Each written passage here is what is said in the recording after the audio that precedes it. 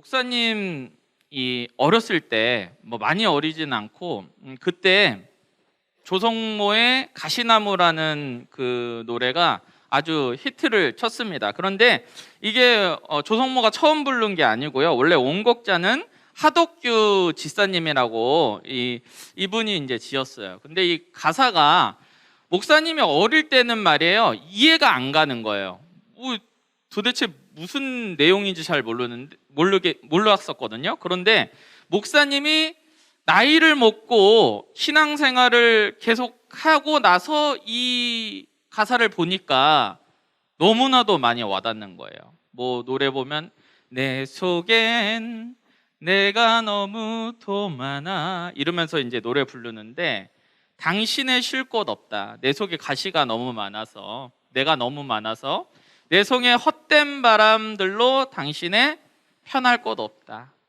그러니까 내 마음에 너무나도 많은 나, 너무나도 가시 같은 나 때문에 당신이 쉴 곳 없다. 그 당신이 누구예요? 바로 우리 주님께서 내 안에 거할 수가 없는 거예요. 내가 내 주관도 너무 세고 내 자신도 너무나도 많고 가시도 친 내 마음 때문에 하나님께서 내 마음 가운데 쉴 수 없다. 이런 가사들이에요. 참 와닿는 부분인데, 그런데 이 가사를 이제 묵상하면서 아마 우리 친구들도 사춘기 때 한 번쯤은 좀 생각해 봤을 것 같아요.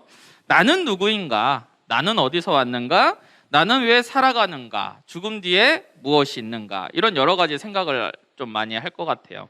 우리 중2병이라고 불리죠. 중2병이라고. 우리 친구들이 이런 사색, 깊은 생각, 또 자신만의 생각 이런 것들을 이제 갖게 되면서 이제 과다하게 또 자신감도 막 생기고 이제 그럴 텐데, 이런 생각들을 좀 많이 했던 것 같아요. 목사님도 아마 중학교 때, 고등학교 때 정말 많은 고민 속에서 있었던 것 같아요. 나는 도대체 누구지? 나는 이제 뭘 하고 살아야지? 내가 어떤 꿈을 갖고 살아야 되는 게 맞지? 이런 고민 속에서 살았던 것 같아요. 여러분들은 여러분들을 스스로 어떻게 정의하고 있어요? 나는 누구예요? 나는 어떤 사람이에요? 라고 다른 사람한테 소개할 때 여러분들은 어떻게 소개할 수 있겠어요? 영원이는 자신을 다른 사람한테 소개할 때 어떻게 소개해요? 나는 어떤 사람이야? 딱 이렇게 한 단어로 정의할 수 있어요? 많이 힘들어요? 고마워요. 답변 잘해줘서. 자, 나는 세상 사람 중에 이런 사람이 있을 것 같아요. 나는 돈이 많은 사람이에요. 나는 힘이 센 사람이에요. 스트롱맨들 있잖아요. 나는 양반가 출신입니다. 우리 아빠가 국회의원이에요. 나는 아닌데 우리 아빠는 국회의원이에요. 또 영화, 예전에 그 타짜라고 유명한 영화 있어요. 우리 친구들은 안 봤을 것 같은데 거기 보면은 배우 김혜수가 이런 대사를 해요. 나 이대 나온 여자야 이러거든요. 그게 자신의 정체성이에요. 나는 뭐뭐 하는 사람이야, 나는 어떤 사람이야 이러면서 자신을 이제 정의하게 되는 것이죠. 반대로 자신감 없는 사람도 있을 거예요. 나는 돈이 없는 사람이에요. 저는 능력 없는 사람이에요. 이러면서 자신을 정의하기도 합니다. 여러분들은 자신을 어떻게 소개하고 있습니까? 여러분들 중에 혹시 나는 그리스도인이에요, 나는 예수 믿는 사람입니다, 나는 교회 다니는 사람입니다 라고 자신을 정의하는 사람이 있을까요? 저는 다른 사람한테 소개할 때 저는 목사입니다 라고 당당하게 이제 얘기를 해요. 그게 제 정체성이에요. 저는 예수 믿는 사람입니다 라고 저를 그렇게 정의하고 있어요. 그럼 성경에 나타나는 위대한 지도자들의 자아상은 어떨까요? 나는 어떤 사람입니다 라고 하나님께 고백하는데, 그 본문의 주인공이, 오늘 본문의 주인공이 누구예요? 바로 기드온이라는 사람이에요. 여러분, 기드온 주일학교 때부터 많이 들었을 거예요. 기드온 하면 생각나는 게 뭐 있어요? 횃불 들고 나팔 불고, 그렇죠? 항아리 깨면서 미디안 족속들을 정말 300명의 용사로 물리친 그 큰 용사 아니겠습니까? 우리가 생각할 때 이 기드온이라는 사람은 정말 용감하고 지혜로운 사사이다 이렇게 이제 생각할 때가 많아요. 하지만 성경에서 이 기드온의 시작을 이제 보면은 그가 자존감이 그렇게 높지 않다는 것을 우리가 알 수 있어요. 목사님, 기드온이 자존감이 낮았다고요? 저처럼 자존감이 낮았다고요?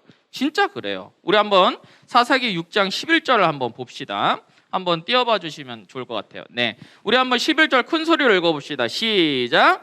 여호와의 사자가 아비에셀 사람 요아스에게 속한 오브라에 이르러 상수리 나무 아래에 앉으니라. 마침 요아스의 아들 기드온이 미디안 사람에게 알리지 아니하려 밀을 어디에서요? 포도주 틀에서 타작하더니라고 나와요. 여러분, 이 부분 참 중요하거든요.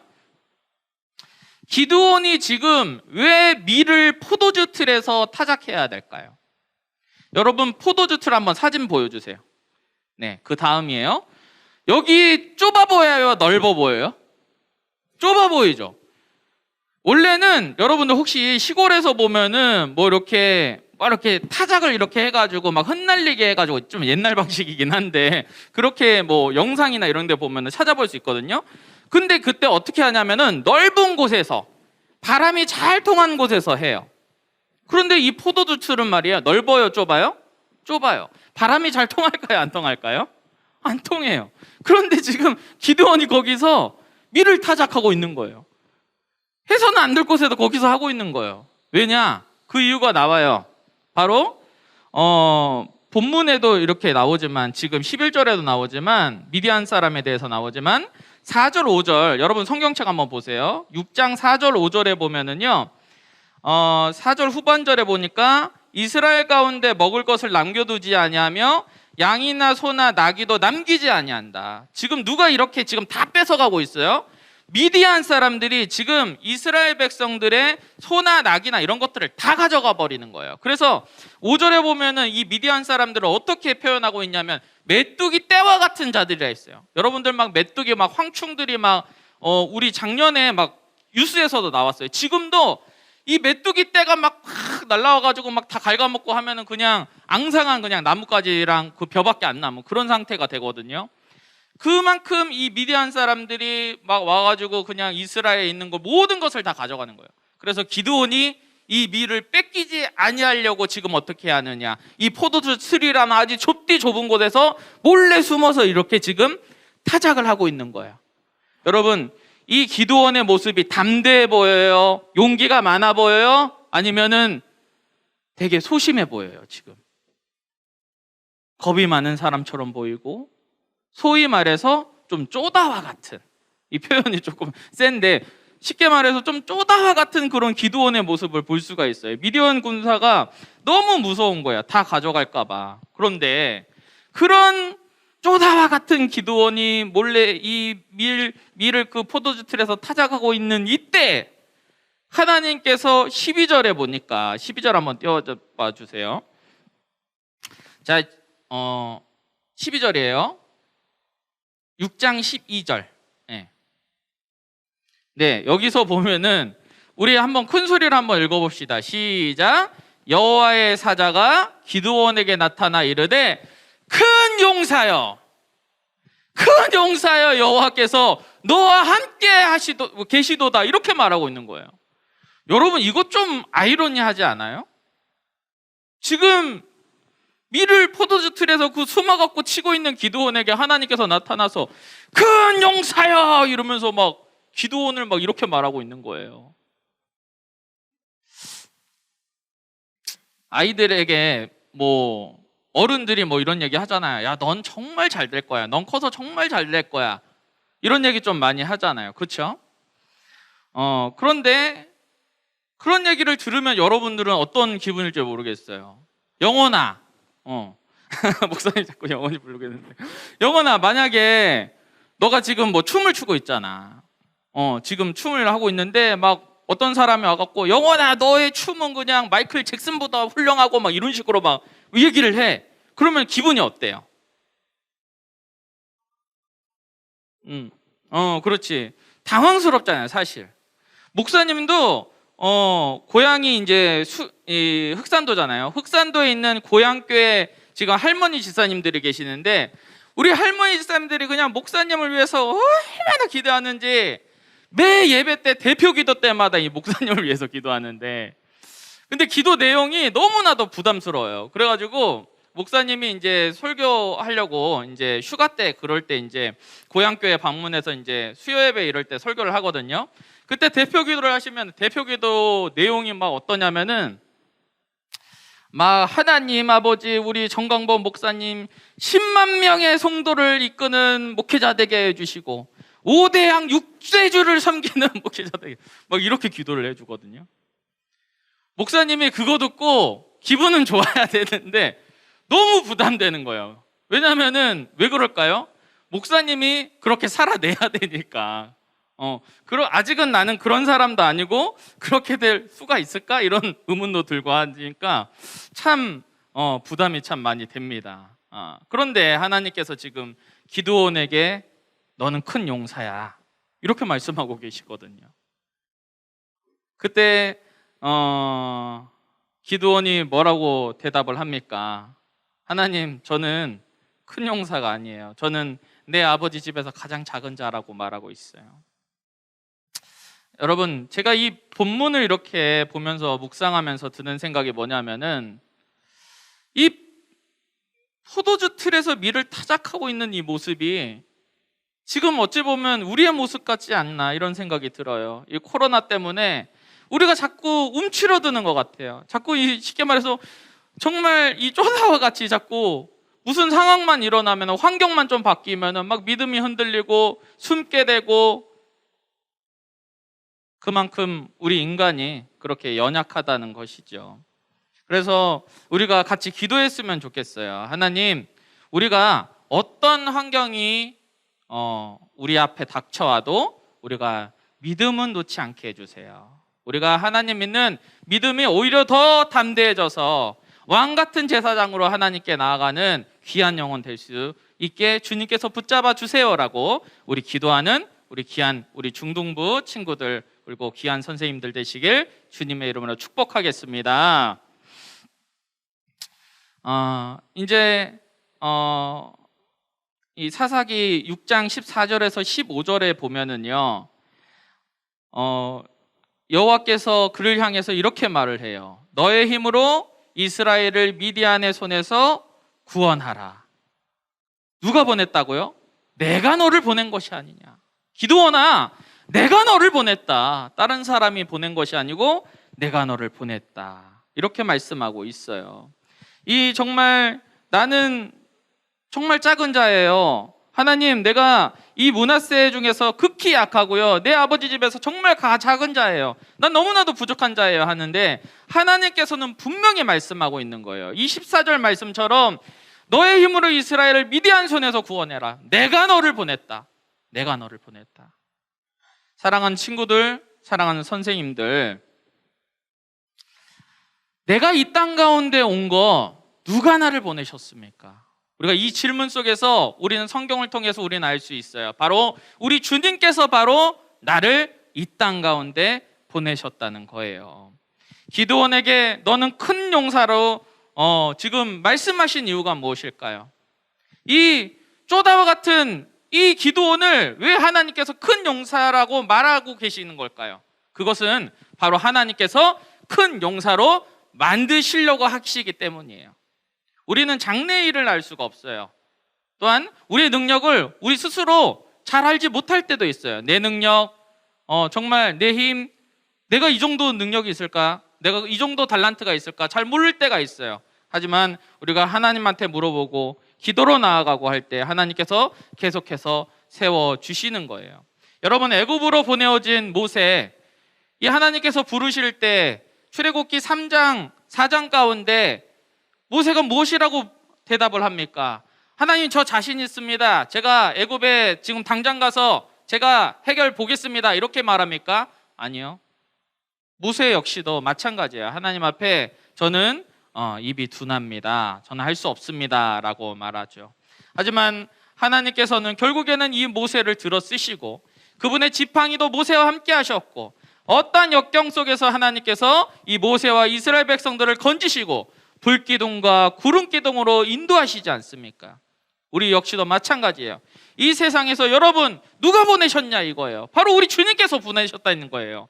그런 그분이 때에 맞춰서 여러분들을 부르시고 쓰고 하시고 싶으실 텐데, 그때 예 주님 제가 여기 있습니다, 주님 말씀에 순종하겠습니다라고 말할 때, 나는 비록 능력이 없어도, 나는 비록 보잘것없는 연약한 자여도 이 질그릇 같은 나를 통해서 하나님께서 영광 받아 주실 것입니다.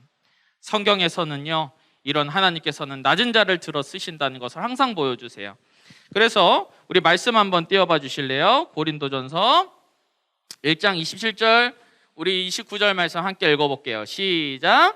그러나 하나님께서 세상에 미련한 것들을 택하사 지혜 있는 자들을 부끄럽게 하려 하시려고 세상에 약한 것을 택하사 강한 것들을 부끄럽게 하려 하시며, 하나님께서 세상에 천한 것들과 멸시받은 것들과 없는 것들을 택하사 있는 것들을 패하려 하시나니, 이 이유를 29절에서 말하고 있는 거예요. 그 이유가 무엇입니까? 함께 읽겠습니다. 이는 아무 육체도 하나님 앞에서 자랑하지 못하게 하려 하심이라. 그 이유예요. 낮은 자를 들어 쓰시는 이유가요. 내가 능력이 너무나도 많아요, 능력 충분해요, 돈 충분히 많아요, 이런 사람들이 하나님의 이름을 높일까요? 아니요. 아무것도 없는 자들을 하나님께서 들어 쓰실 때 깨닫게 되는 거예요. 하나님, 이 부족한 자를 하나님께서 바로 쓰실 거군요. 주님께서 나에게 능력 주셨군요. 주님께서 이 환경 열어주셨군요 라고 고백할 수 있는 것입니다. 여러분, 성경에 보니까 예레미야 선지자가 나와요. 예레미야 선지자의 혹시 별명은 아닌지 모르겠어요. 그 별명이 뭐냐면 눈물의 선지자입니다. 정말 대단한 대선지자 중에 한 명인데, 이 선지자 역시도, 이 예레미야 선지자 역시도 하나님께서 부를 때 뭐라고 말하냐면은, 우리 예레미야 1장 6절에 보니까 내가 이르되 슬프도소이다 주 여호와여 보소서 나는 아이라 말할 줄을 알지 못한 아이다. 이 모세와 똑같은 얘기를 하죠. 근데 5절에 보니까 하나님께서 이 예레미야를 부를 때 이렇게 말씀을 하세요. 예레미야야, 내가 너를 모태에 짓기 전에 내가 너를 알았단다. 내가 배에 있을 때, 너가 엄마 뱃속에 있을 때 내가 너를 성별하였단다. 내가 너를 구별하였단다. 그리고 이 선지자를 누가 세웠니? 바로 내가 세웠단다 라고 하나님께서 말씀하고 있는 것입니다. 여러분, 5절에 보면은, 이 말씀을 보면은 제가 참 많이 깨달아지는 게, 이 땅 가운데 나를 부르신 분, 나에게 생명 주신 분, 생명의 주관자이신 분, 바로 우리 주님이시구나라는 것을 깨닫게 되는 것이죠. 목사님도요, 항상 사역을 하면서 느껴요. 나의 달란트, 나의 능력, 이것이 주체가 결코 내가 아니구나. 어제 한 부모님 되시는 집사님들과도 얘기했는데요. 목사님도 혹시 중학교 때 소심하셨어요? 이런 얘기를 하시더라고요. 우리 아이와 같았어요. 자기 데리고 있는 자기 중등부 아이가, 자기 자식 아이가 너무 소심하다 이거예요. 그래서 목사님도 혹시 중등부 때 그랬어요. 근데 저는 더 했어요. 어머니. 이랬어요. 목사님 같은 경우는 얼마나 소심했냐면요, 여러분 그 롯데리아 있잖아요. 롯데리아에 우리 선생님 같은 이런 그 누나 같은 분이 이렇게 알바를 하고 있었는데, 여자여서 말을 못 걸겠는 거예요. 가가지고 그 배고파 죽겠는데 거기다 대고 불고기 버거 세트 하나 주세요, 이 말을 못 하는 거예요. 목사님은 그 정도로 소심했어요. 여러분 좀 상상이 가시나요? 지금의 모습과 이게 비교를 하자면요. 목사님도 사역을 하기 전과 후가 참 많이 달라요. 사역을 하고 나니까 하나님께서 없던 능력도 채워주시고, 힘든 부분에서 들어 써주시고, 이건 내가 절대 못할 건데 뒤돌아보면은 다 하나님께서 은혜 주셔서 하고 있는 제 모습을 발견하게 되는 거예요. 우리 친구들 공부 잘하는 친구들 있을 거예요. 여기에 운동 잘하는 친구들도 있을 거고, 악기 잘 다루는 친구들이 있어요. 아니면 우리 어떤 친구처럼 춤을 잘 추는 친구들도 있을 거예요. 그런데 그 능력이 누가 주셨는지, 그 능력이 어디서부터 왔는지 우리 친구들 반드시 기억하고 있어야 돼요. 바로 우리 주님께로부터 나왔다는 것입니다. 여러분, 성경에 이 구약의 어떻게 보면 대표적인 인물 중에 한 명이 다윗이죠. 이 다윗의 자아상은 어떤지 알아요? 부모님의 불륜으로 인해서 태어난 아들, 어머니가 죽음으로써 정말 이 다른 형제들에게, 다른 식구들에게 정말 사람 대접도 받지 못했던 것이 바로 다윗이에요. 여러분, 사무엘 선지자가 다윗의 집에 와가지고 아들 중에 이 왕을 세워야 할 사람이 있으니까 다 오라 했는데 이 아버지가 이새가 다윗을 부르지도 않아요. 왜냐하면은 이게 자식 취급하고 있는 거예요, 안 하는 거예요? 취급도 하지 않는 거예요. 하나님은 정말 이렇게 위대한 지도자를 세우실 때 말이에요, 번번이 그들에게 이 거부당하고 그들의 환경이 정말 쓰시기에는 정말 이게 정말 쓸 수 있을까, 이런 사람들이 너무나도 많아요. 그래서 하나님 앞에 섰던 사람들을 보니까 주님, 나는 아니에요. 난 절대 할 수 없어요. 나는 약합니다. 난 실력이 없습니다. 지금 이렇게 말하는 사람들이 너무 많다는 거예요. 그래서 하나님께서 이런 자들을 쓰시기 위해서 먼저 하신 일이 무엇이냐? 바로 이들의 자존감을 회복시키는 것이었어요. 이 사사기 6장 12절 말씀처럼 이 기드온에게 너는 큰 용사라 라고 말씀하고 있는 거예요. 왜냐하면 하나님께서 기드온을 큰 용사로 만드시려고 하기 때문이에요.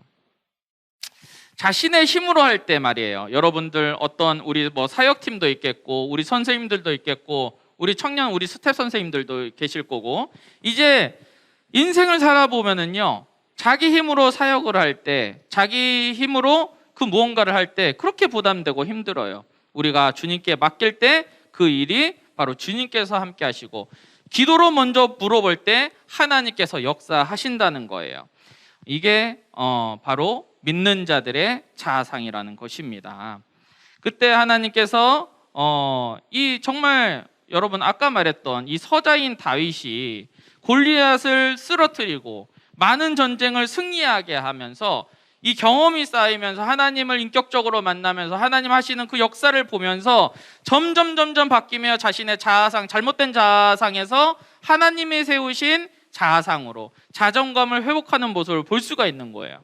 그게 바로 사무엘하 23장 1절에 보면은요, 다윗이 자신을 이렇게 고백하고 있어요. 한번 읽어봅시다. 시작. 이는 다윗의 마지막 말이라 이새의 아들 다윗이 말하며, 자, 파란 글씨 보니까 높이 세워진 자. 내가 높이 올라간 게 아니고 높이 세워진 자. 누군가 나를 높이 세웠어. 누가? 하나님께서. 야곱의 하나님께로부터 기름 부음 받은 자. 내 스스로 내 머리에 기름 부은 게 아니야. 누가? 하나님께서 나에게 기름 부어 주셨어. 이스라엘의 노래 잘하는 자. 내 노래 부르는 이 달란트 누가 주셨어요? 하나님께서 주셨다는 거예요. 이렇게 다윗이 고백하고 있습니다. 버림받았던 다윗, 세상에서 버림받았던 이 다윗을 완전 하나님께서 사랑으로 자존감을 세우는 모습을, 우리가 그 결과를 우리가 이 말씀을 통해서 알 수 있는 것이죠. 성경은 인간을 본질상 진노의 자녀라고 표현을 해요. 그래서 에베소서 2장 4절에서 6절 보니까 이 낮은 자존감을 가진 사람에게 하나님께서 이렇게 풍성한 은혜를 주셨어요. 어떤 풍성한 은혜를 주셨냐면, 긍휼이 풍성하신 하나님이 우리를 사랑하신 그 큰 사랑을 인하여 허물로 죽은 우리를 그리스도와 함께 살리셨고, 즉 우리를 구원 가운데 이르게 하셨다는 거예요. 또 6절에 보니까 또 함께 일으키사 그리스도 예수 안에서 함께 하늘에 앉히시니. 여러분, 이 주님께서 우리를 하늘에 앉혔다는 말은 무엇이냐면은 신분이 바뀌었다는 거예요. 우리가 이제 더 이상은 땅의 신분으로 사는 것이 아니고 하늘의 신분으로 살아갈 수 있는 거예요. 우리가 성도의 신분으로 이제 살아갈 수 있다는 것을 말하고 있는 것입니다. 고린도후서 5장 17절에 보니까 이렇게 말씀하고 계세요. 그런즉 누구든지 그리스도 안에 있으면 새로운 피조물이라. 이전 것은 지나갔으니 보라 새 것이 되었도다. 아멘. 우리 주님께서 우리를 새롭게 바꿔주십니다. 여러분, 이게 우리가 이렇게 새롭게 바뀔 수 있는 방법이 무엇일까요? 깨어진 나의 자존감에서, 바닥을 치는 자존감에서, 정말 나를 죽이는 잘못된 이 생각 가운데서 내가 회복할 수 있는 방법이 무엇입니까? 바로 기도하면서, 하나님의 음성을 들으면서, 이 말씀을 읽으면서, 여러분, 내가 바로 새로운 피조물이라는 것을, 내가 성령 안에서 거듭난 존재라는 것을 우리가 믿어질 때, 주님께서 그 믿음 주셔갖고 우리가 믿어질 때 우리가 새로운 인생을 살 수 있다는 것입니다. 우리 친구들 한번 집에서 혼자는 아닐 거 아니에요. 또 여기 있는 친구들도 있으니까 우리 한번 이렇게 한번 옆 사람과 한번 인사해 봅시다. 주님 안에 있는 한번 따라해 볼게요. 주님 안에 있는 너는 딱 좀 큰 소리로 해줘서 우리 스태 선생님들도 알았죠? 큰 소리로 주님 안에 있는 너는 새로운 피조물이야. 네, 우리 옆 사람과 한번 인사합시다. 시작. 주님 안에 있는 너는 새로운 피조물이야. 아멘. 하나님께서 자기 아들들인 우리에게 주고 싶은 정체성이 있습니다. 바로 복음으로써 회복된 신분이고요. 이것을 기초로 우리의 자아상 정체성이 형성되는 것입니다. 정체성 형상은요, 세상이 말하는, 남들이 말하는 넌 할 수 없어, 넌 아무것도 아니야, 이런 메시지가 우리의 자아상을 만드는 것이 아니고요, 하나님이 나에게 무엇을 말씀하시는지, 이게 중요하다는 것입니다. 이게 가장 중요하다는 거예요. 하나님께서 너는 나의 보물이야, 넌 나의 아들이야, 내 딸이야, 내가 너와 함께 있어.